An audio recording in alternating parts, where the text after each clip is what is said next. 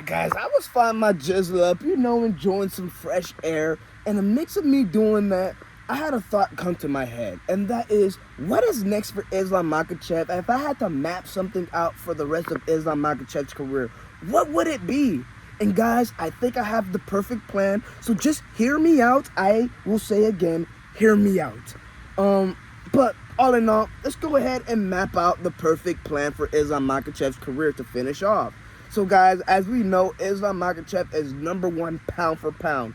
If he wants to go ahead and retire today, he will be considered a UFC Hall of Famer. No debating it. First ballot Hall of Famer. So guys, at this point, there's not much for Islam Makhachev to do. He's dominated anybody in that lightweight division that came towards his path. Arman Tsarukyan, Charles Oliveira, Alexander Volkanovski from the featherweight division. You name it, he's been beating these dudes. So at this point, who else is there to see? And guys, I have the name. Now, a lot of you guys have been saying Ilia Topuria, and quite frankly, I want to see him fight Ilia Topuria. I don't want to see Ilia Topuria fight a contender, but in reality, I think that is the move.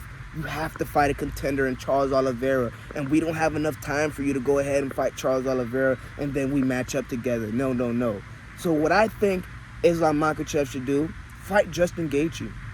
You need to fight Justin Gaethje, another guy in the lightweight division. You beat Dustin Poirier, a big name. You have to go ahead and beat another big name so you can really say that you've dominated every single body in the lightweight division. We don't care for guys like Paddy Pimblett, Michael Chandler. No, we don't care for those type of dudes. You've dominated all of the top 5 contenders. Renato Moicano, if you want to go ahead and not add the top 5 contenders. All in all, you've been dominating these sons of guns. So face Justin Gaethje. Go ahead and do what you need to do to beat Justin Gaethje. And let's move up to the welterweight division where things are absolutely interesting as F. You have a Sean Brady that just went ahead and dominated Leon Edwards. Imagine that matchup, Sean Brady versus Islam Makhachev.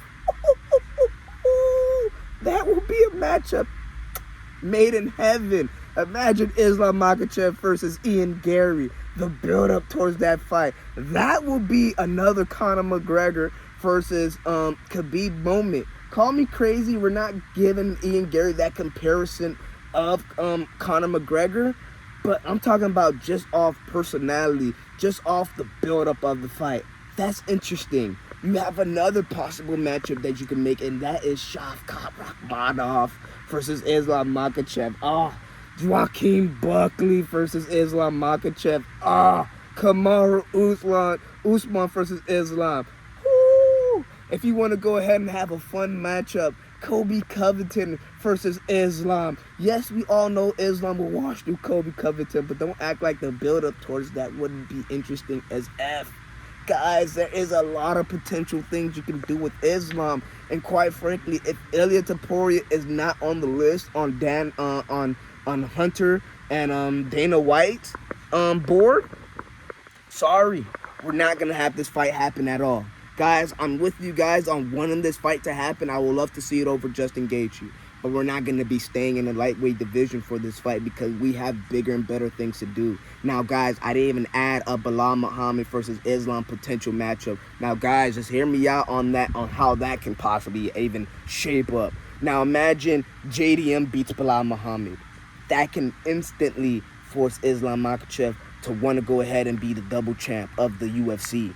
If he has to go ahead and give up the lightweight belt, which I believe he doesn't want to go ahead and give up the lightweight belt. I mean, he's done so much with that belt, has stacked up rubies on top of rubies with that belt. So to go ahead and just give that belt up like that, I'm sorry, you have to go ahead and do more than just say, I have to vacate the belt. You have to go ahead and do a lot more than that. That's all I'm saying.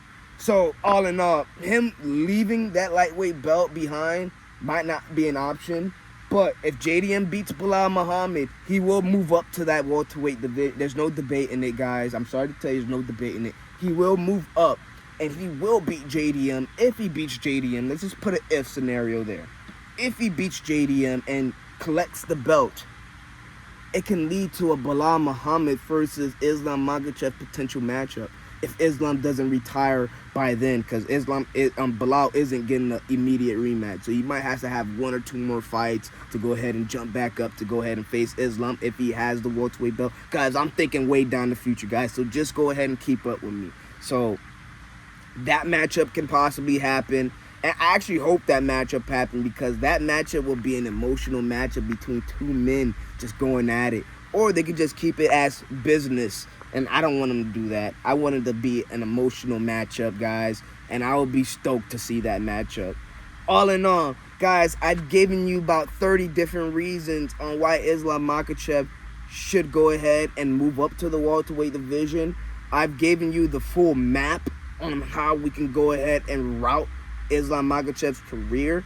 So, guys, a lot of you guys saying that the Ilia Topuria fight needs to happen. I'm agreeing with you guys.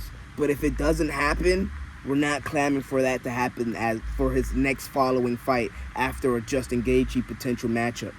That's all I'm saying. That's all I wanted to tell you guys. All in all, guys, you know the drill. I don't need to tell you to. I don't have to tell you to. Like, video, subscribe. It's your boy Fetty MMA. And I'm out.